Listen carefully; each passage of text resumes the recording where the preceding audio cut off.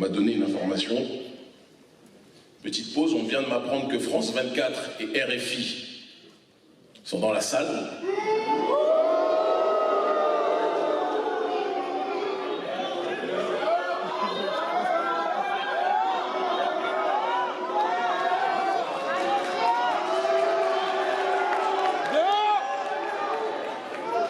Restez calme, restez calme, restez calme. Restez calme. Est-ce que l'information est vérifiée ?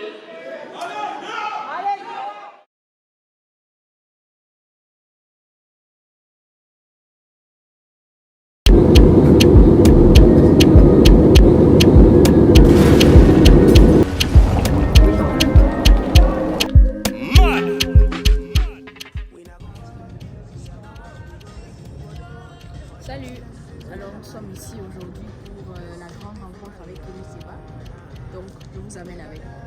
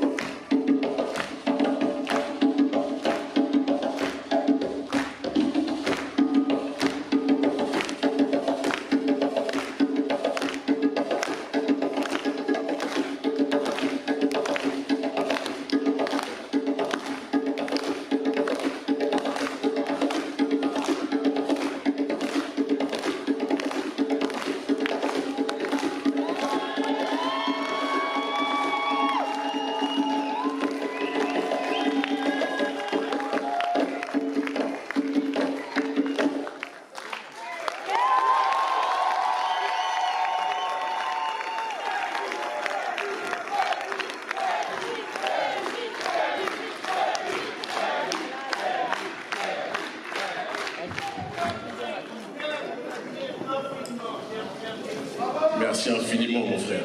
Merci infiniment. Bravo. Merci à vous tous.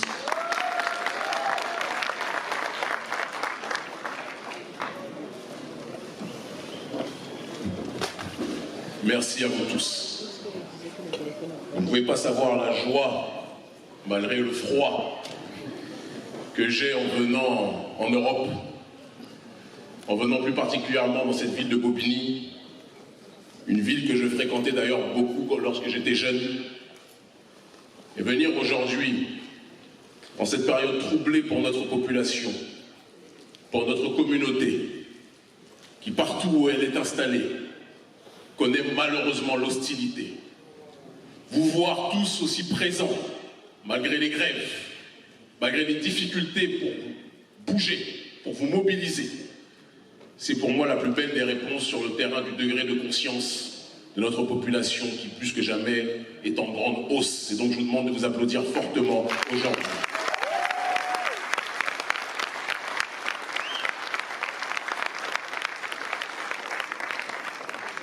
Je commencerai cette conférence évidemment par les traditionnelles salutations. Salutations à nos frères et sœurs qui sont présents dans cette salle, qu'ils soient d'Afrique, qu'ils soient des Caraïbes, ou qu'ils soient d'ailleurs, puisque notre peuple est installé un peu partout en réalité. Salutations évidemment aussi aux renseignements généraux qui me suivent partout où je vais.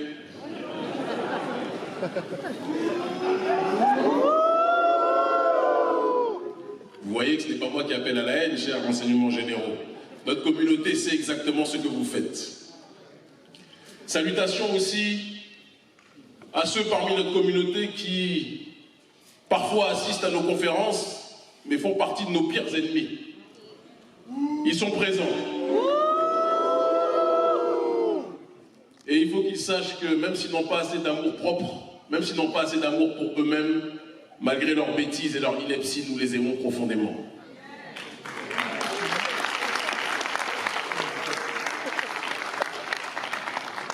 La conférence d'aujourd'hui, comme vous le savez, va porter sur une thématique précise.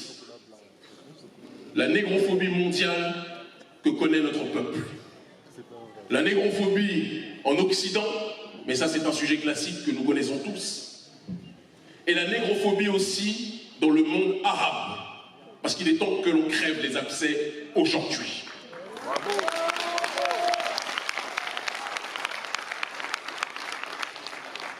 Beaucoup m'ont demandé, beaucoup m'ont dit, Kémy, on ne comprend pas pourquoi tu ne t'exprimes pas sur les réseaux sociaux, pourquoi tu ne fais pas une vidéo comme tout le monde, etc., etc. Je ne suis pas le genre de personne qui suit la tendance, ça ne m'intéresse pas.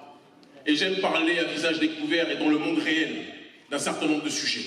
Parce qu'il y a des sujets qui méritent, qui nécessitent le sérieux, qui nécessitent la prise de contact direct, et qui nécessitent que l'on parle loin des smartphones, mais que l'on parle d'homme à homme, de femme à femme, d'être humain à être humain, parce que la situation est des plus graves. Je vois dans cette salle aujourd'hui des Maghrébins, certains qui sont venus parce qu'ils sont solidaires de notre combat, et d'autres parce qu'ils viennent vérifier ce que l'on va dire. Je vais faire en sorte qu'ils aient beaucoup de notes à prendre.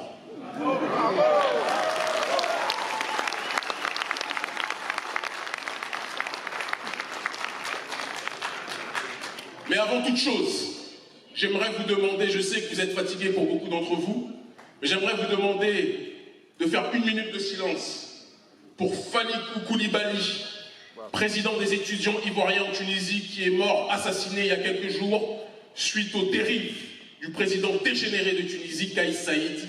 Je vous demande de faire 1 minute de silence pour ce dernier, s'il vous plaît.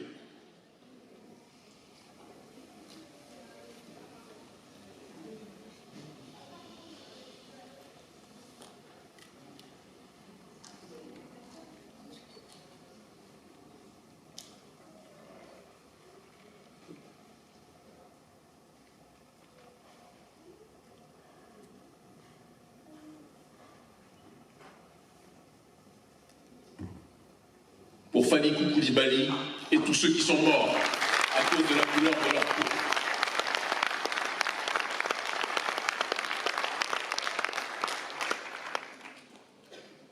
Mais lorsque les enfants d'une famille se font systématiquement assassiner, où qu'ils aillent, lorsque lorsque les enfants d'une famille se font systématiquement agresser, où qu'ils aillent, la première question à se poser, c'est que font les parents? Les parents de ces enfants qui se font assassiner quotidiennement se nomment nos présidents. Et avant de rentrer dans le vif du sujet, il est important que l'on parle de nos dirigeants africains. Parce que quand nos jeunes vont aux quatre coins du monde chercher le bonheur, chercher un meilleur avenir, chercher une situation plus stable, chercher un Eldorado qu'ils auraient dû pouvoir trouver sur leur propre sol, les premières personnes que l'on doit interroger, ce sont nos dirigeants africains. Vrai ou faux ce que je dis? Oui. Et lorsque l'on a vu les dernières dérives, qui ne sont en réalité que l'arbre qui cache la forêt, la sortie du président tunisien Kais Saïd, sur laquelle on va revenir tout à l'heure, je pense qu'il est très intéressant que l'on puisse s'interroger sur la réaction et le comportement de nos dirigeants africains suite à cette réalité.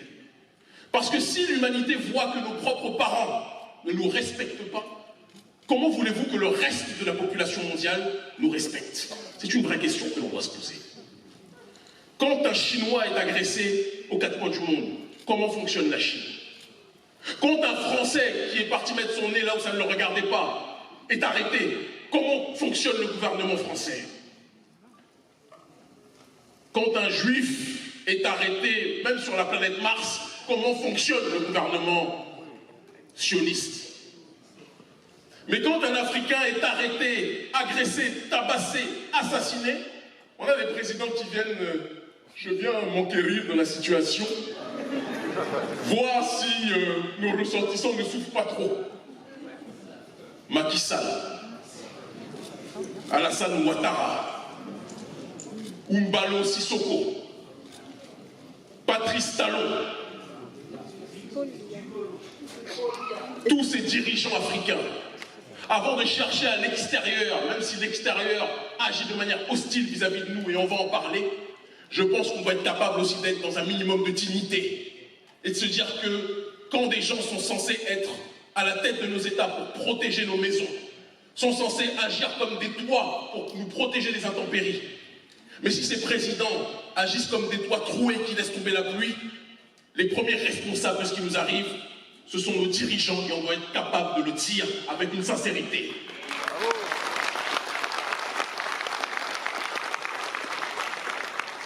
Je sais que ce propos n'est pas forcément le propos que certains veulent entendre. Certains veulent juste entendre « oui, on va attaquer les autres ». Mais une civilisation n'est détruite par l'extérieur que si elle est rongée de l'intérieur. Bravo. Et c'est ce qui explique que depuis plus de 20 ans, et plus particulièrement plus de 10 ans, 12 ans, nous menons ce combat politique sur le terrain en Afrique pour lutter contre les marionnettes du néocolonialisme, pour lutter contre ceux qui paupérisent nos pays, pour lutter contre ceux qui font en sorte qu'une partie de notre jeunesse part chercher le bonheur ailleurs alors que le bonheur est sous ses pieds. Parce que tant qu'on ne changera pas ces marionnettes, on aura toujours des gens qui penseront que le paradis et la terre-mère est l'enfer et ils iront chercher le bonheur ailleurs que chez eux. C'est le combat prioritaire que l'on doit mener. Une Afrique qui jouit de ses propres richesses, une Afrique qui jouit de ses propres ressources, aura moins d'enfants qui partiront chercher le bonheur ailleurs. Parce qu'il faut quand même qu'on comprenne la schizophrénie de la chose. On a une partie de notre peuple qui va chercher les ressources pillées à différents endroits, mais on a tous les pays de la planète qui viennent chercher les ressources chez nous. Parce qu'ils savent que la richesse, que les ressources sont sous nos pieds. Donc il y a un travail à faire pour se réapproprier ces ressources, pour mettre fin au néocolonialisme, pour mettre fin à la France-Afrique, pour mettre fin au pillage de l'oligarchie occidentale, qui est le problème numéro 1 du continent africain. Parce que cette oligarchie agit en concubinage incestueux avec les marionnettes que sont nos dirigeants. Mais cela est une étape. L'autre étape, c'est une question maintenant d'éducation. Beaucoup vont au Maghreb, en Afrique du Nord, en se disant que, et à juste titre, l'Afrique du Nord, c'est le continent africain. À moins que peut-être que les informations aient changé entre-temps. Non, parce que quand j'entends le président de Tunisie qui dit que j'ai des amis africains, donc ce qui signifie que lui ne l'est pas, Non, oui, j'ai des amis africains. Et oui. Donc je ne peux pas être raciste, ça me fait penser à quelqu'un, ça.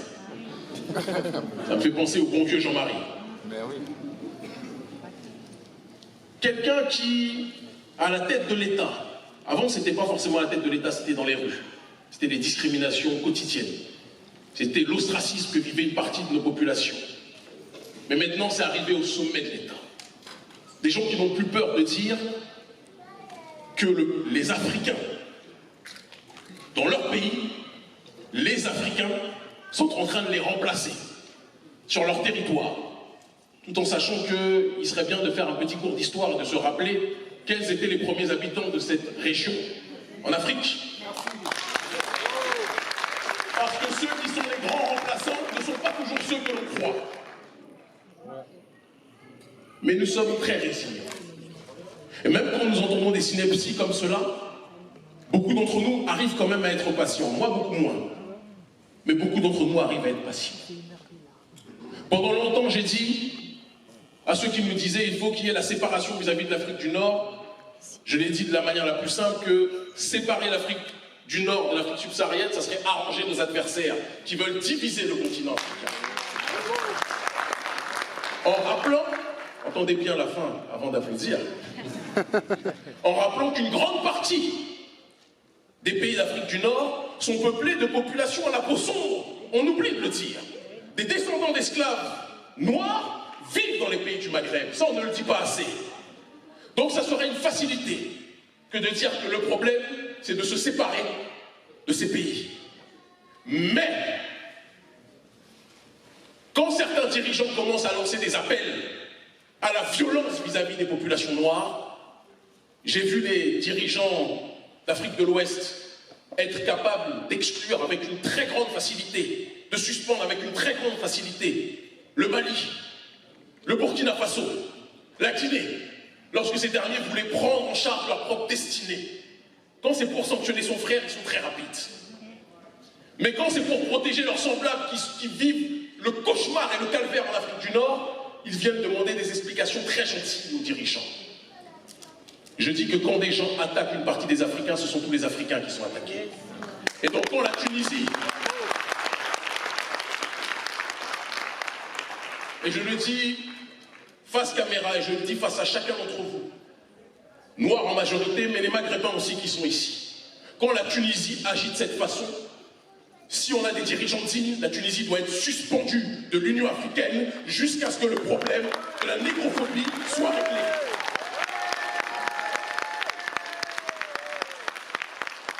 Et dire cela ne signifie pas que nous abandonnons le sort de nos semblables qui sont installés là-bas, ce n'est pas ça. Mais Kais Saïd a dit qu'il a peur que l'identité arabe, alors que jusqu'à preuve du contraire, il n'est pas très arabe, Kais Saïd, que l'identité, exactement, c'est un berbère, que l'identité arabe soit perdue et qu'il y ait une modification démographique. J'ai même vu qu'il était big up par Éric Zemmour, ça sent le aussi. Quand tu commences à être big up par celui qui a fait 0, je sais pas combien % aux élections, c'est que vraiment, tu es dans une mauvaise voie. Je caricature, je sais qu'il a fait un petit peu plus. Mais ce Kais Saïd-là, en agissant de cette façon, a en réalité fait la même chose que toutes les personnes font vis-à-vis de notre population lorsqu'ils sont en difficulté économique, lorsqu'ils ont un problème politique. Ils se servent des Noirs comme des boucs émissaires. Difficulté sociale, le problème c'est les Noirs. En Occident, c'est ce qu'on connaît depuis des siècles, et c'est ce qui se passe dans le monde arabe depuis un certain temps aussi. Mais cette réalité du monde arabe étant enracinée aussi dans l'histoire de la négrophobie pluriséculaire de cette région. Parce qu'on ne le dit pas assez. On se dit cousin, cousin, cousin. On est plus souvent voisin que cousin. Plus voisin que cousin. Parce que les 13 siècles d'esclavage, ça a encore laissé des traces dans ces régions. Les 13 siècles d'esclavage, cela fait que être noir dans ces pays, et il faut qu'on se le dise, parce que beaucoup nous disent Kémy, tu peux pas dire ça, on est unis, on est unis. Peut-être ici dans les cités. Et encore. Et encore. Mais moi qui fais la plupart des pays d'Afrique, y compris les pays du Maghreb, j'étais en décembre à Tunis avec mon staff Urgence panafricaniste pour voir des frères opérateurs économiques ivoiriens qui nous soutiennent. Nous disions, et mon frère Eric Géouti peut témoigner, que l'on sentait une atmosphère d'hostilité vis-à-vis des Noirs, même pour aller prendre un repas. On avait l'argent payé, mais la manière dont on nous parlait, on sentait qu'il y avait un problème. C'est profondément enraciné dans la culture du monde arabe et on doit être capable de le dire. Bravo!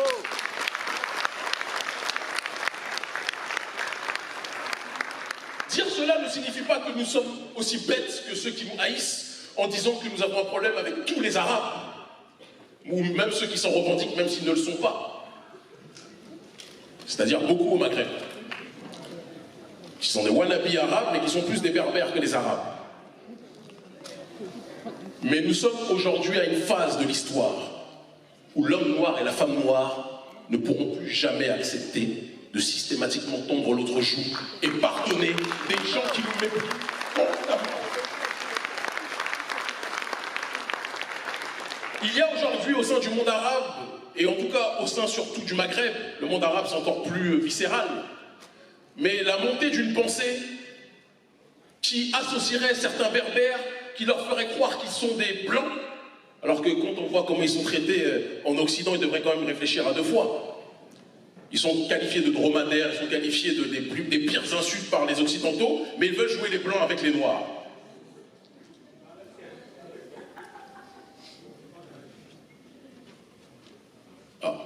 On m'a donné une information.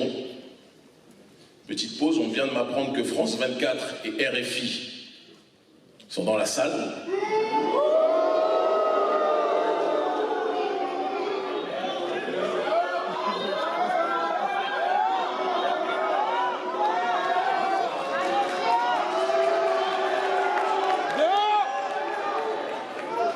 Restez calme, restez calme, restez calme.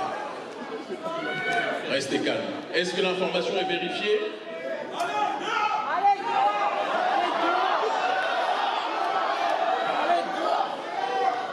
Bon. On ne va pas interrompre le meeting. On me confirme apparemment que l'information est vérifiée. Je me souviens que France 24 ne nous a jamais donné la parole sur leur plateau. Ils nous ont toujours discriminés. Ils nous ont toujours caricaturés. Ils nous ont toujours diabolisés. Ils ont toujours méprisé le combat que nous menons, mais ils viennent mettre leur nez, France 24 et RFI, c'est ça?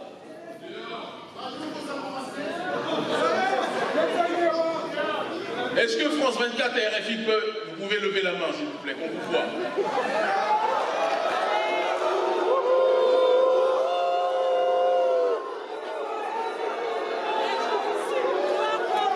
D'accord, c'est bon, c'est bon. On se calme. Sinon, ils sont capables de dire que nous sommes des anthropophages. Je ne vais pas vous mentir, chers messieurs, dames de France 24 et RFI, la tentation de vous expulser est très grande. Mais, je sais que c'est ce que vous attendez. Pour pouvoir par la suite dire que Kémy Séba expulse les médias alors que je ne les expulse pas, c'est parce que vous ne nous donnez jamais la parole que l'on vous expulse. Vous nous dites non. Là, vous ne nous donnez pas la parole parce que même sans vous, on remplit les salles. Donc ne nous faites pas croire que vous nous donnez une chance. C'est pas vrai ça. Vous ne nous donnez aucune parole. Vous venez prendre la température parce que vous savez que partout où nous allons, nous remplissons les salles. C'est ça la vérité.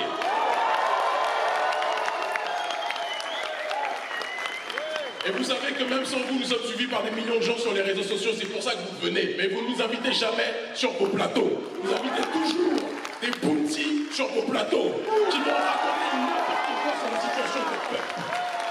Oui. Mais aujourd'hui, on va vous montrer que nous sommes des gens bien éduqués. Filmés.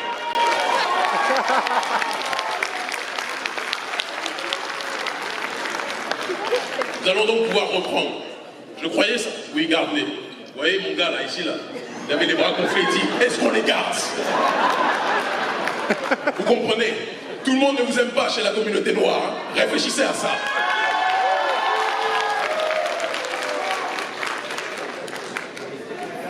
Mais reprenons. Reprenons. Et j'espère qu'un jour vous deviendrez un média qui dira la vérité sur la situation que connaît notre peuple et vous arrêterez de nous caricaturer systématiquement comme vous le faites depuis des années. Ce cinéma va devoir bientôt cesser. On vous prend un témoin.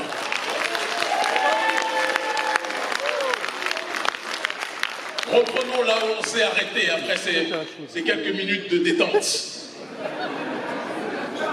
Non, j'étais à deux doigts de les expulser, mais je sais après, ils vont faire les gros titres. Kémy Séba, l'anti-blanc, anti-martien, anti-sémite, anti-ceci, anti-Jupiter, on les connaît. Donc revenons à nos moutons, parce qu'en réalité, le moment le plus important est celui-ci. Cette négrophobie que nous rencontrons dans le monde arabe est une négrophobie qui s'appuie sur une maladie pluriséculaire qui est la haine de la population originelle. Partout où nous sommes installés, dans le monde arabe, en Asie, en Occident, en Océanie, partout où l'homme noir et la femme noire sont installés, ils sont confrontés à ce racisme maladif anti-noir. Un racisme profondément freudien, haïr le père pour pouvoir exister. Parce que certains, c'est de la psychologie, se disent que tant que le père et la mère sont présents, ils ne pourront pas être épanouis. Donc il y a cette hostilité, cette détestation, ce racisme partout où nous allons. Parce qu'ils savent que nous sommes les pères et les mères de l'humanité. Mais parce que nous sommes les parents, et je sais que quand je dis ça, certains suprémacistes maghrébins ou berbères vont dire « Ah, Starfoullah, comment ose-t-il dire qu'ils sont le peuple matrice de l'humanité ?» Si nous sommes vos parents. Bravo.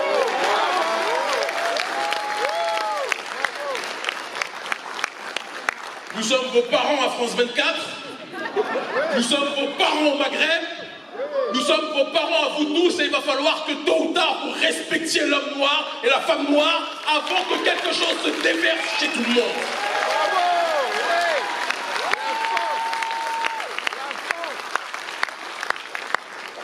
Quand nous leur disons que nous sommes les parents, ils nous taxent de suprémacistes. Ils disent qu'Kémy Séba est suprémaciste noir. Pourtant, il y a des gens qui disent qu'ils sont les peuples élus, même si on n'a pas voté pour eux. Ça ne dérange personne. Et moi, j'ai pas de problème. Chacun a le droit de croire qu'il est élu. Mais pourquoi quand nous, on vous dit qu'on est vos parents, vous nous taxez de suprémacisme? Deux poids, deux mesures. Bravo.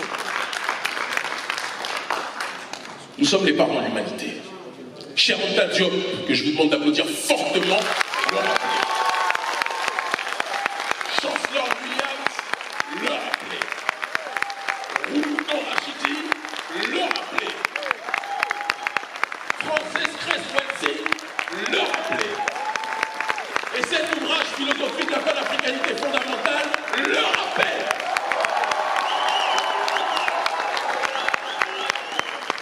Nous sommes vos parents à chacun d'entre vous. Et il arrive un moment où le père, moi je suis papa, je peux laisser mes enfants faire les fous 10 minutes, 20 minutes, 30 minutes. Mais il arrive un moment où la récréation touche à sa fin. Bravo. Et si vous continuez à vous comporter chacun d'entre vous comme des populations, comme des enfants trop agités et trop insolents vis-à-vis des parents que nous sommes, la génération que nous sommes là, ici, nous sommes moins patients que la génération précédente. Nous sommes moins sages que la génération précédente.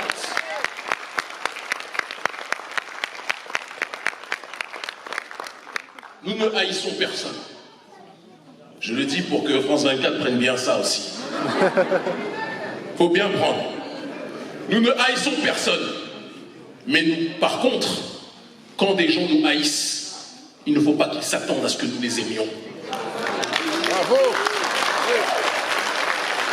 Quand des gens nous traitent de sale noir, ou même quand ils ne nous traitent pas, parce qu'aujourd'hui en France, et après on va revenir sur le monde arabe, mais la situation a changé. Être noir quand on fait du hip-hop, quand on fait du foot, quand c'est Kylian, c'est Kiki, quand c'est Golo, hein, Golo Kanté, là on aime tous Golo. Mais dès qu'on commence à dire des choses qui dérangent, vous aimez moins les noirs. Donc le racisme est un petit peu plus pernicieux, on vous fait croire que vous êtes accepté. On vous invite un petit peu plus à la télé. On écoute un peu plus le rap. Aujourd'hui, le rap, c'est devenu la musique, la pop culture.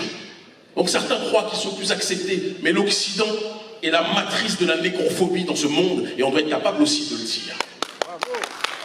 Une négrophobie profondément perfide, qui s'enrobe du manteau du paternalisme avec un président Emmanuel Macron, qui voyage un peu partout en Afrique, donner des leçons, des bons points, des mauvais points de bonne gouvernance, qui vient dire à chacun la façon dont nous devons nous comporter. Ça, c'est la négrophobie version paternaliste. Puis on a une négrophobie beaucoup plus hostile, beaucoup plus directe. Dans le monde arabe, on ne s'embarrasse même plus des subtilités. Carlouche, sale noir, retourne dans ton pays, retourne en Afrique. Comme si eux étaient dans un continent qui s'appelle l'Arabie. Bravo!